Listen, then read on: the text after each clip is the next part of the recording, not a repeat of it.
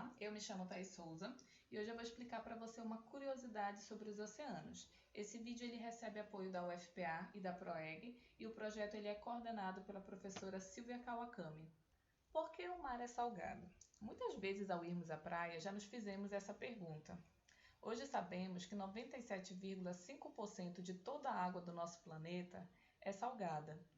Os oceanos têm uma concentração média de sais dissolvidos, ou seja, a salinidade, de aproximadamente 35 gramas por quilogramas na água do mar.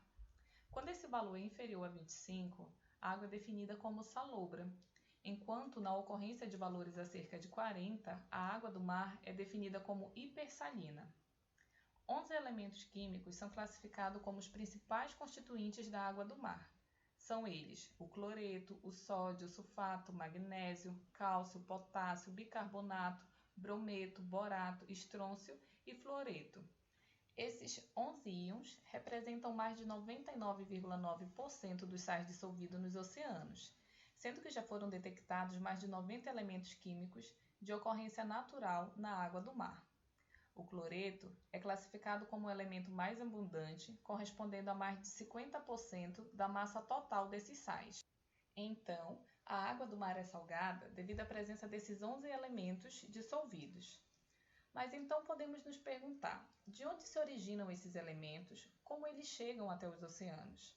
A fonte principal dos elementos dissolvidos na água do mar são os rios, e estes elementos são fornecidos principalmente pelo intemperismo químico das rochas. Mas os rios, eles não são a única fonte de constituintes dissolvidos na água do mar. A atividade hidrotérmica também é uma importante fonte. Desta forma, podemos nos questionar, então por que a água do rio não é salgada? A água do rio não é salgada, pois a composição média dos seus constituintes é diferente da água do mar. E essa diferença ocorre devido ao grau de solubilidade e pelo comportamento químico de diferentes elementos quando as rochas são desgastadas e os produtos resultantes são levados pelos rios para o mar.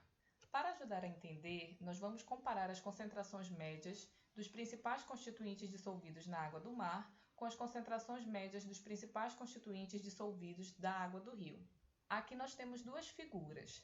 A figura 1, que representa a concentração média dos principais constituintes dissolvidos na água do mar, e a figura 2, que representa a da água do rio. Nesses exemplos, observamos que a água do oceano apresenta quase 300 vezes mais sais que a água do rio. Os elementos principais na água do rio, como sódio, potássio, magnésio e cálcio, podem ser derivados do intemperismo das rochas, pois esses elementos têm uma abundância alta na crosta terrestre. E notamos que o principal constituinte da água do mar é o cloreto e da água do rio é o bicarbonato. Desta forma, como poderia ser explicado a baixa concentração de cloreto na água dos rios e uma concentração elevada na água do mar? No início do vídeo, destacamos rios como a fonte principal dos elementos dissolvidos na água do mar, mas não a única. O cloreto na água do mar é originário do vulcanismo. O cloreto de hidrogênio, também conhecido como ácido clorídrico, é um importante constituinte dos gases vulcânicos.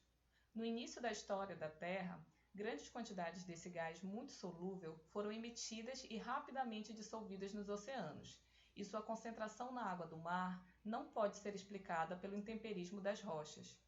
Alguns constituintes dissolvidos na água do rio são resultantes do intemperismo químico das rochas de superfície, e outros são reciclados através dos oceanos por vias que envolvem aerossóis e a precipitação de forma de chuva e neve.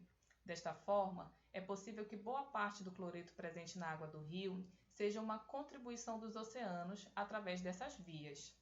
Os oceanos estão quimicamente em um estado estacionário de longo prazo. Isso significa que a taxa de adição de constituintes dissolvidos à água do mar é balanceada por sua taxa de remoção. Desta forma, as concentrações não mudam significativamente com o tempo.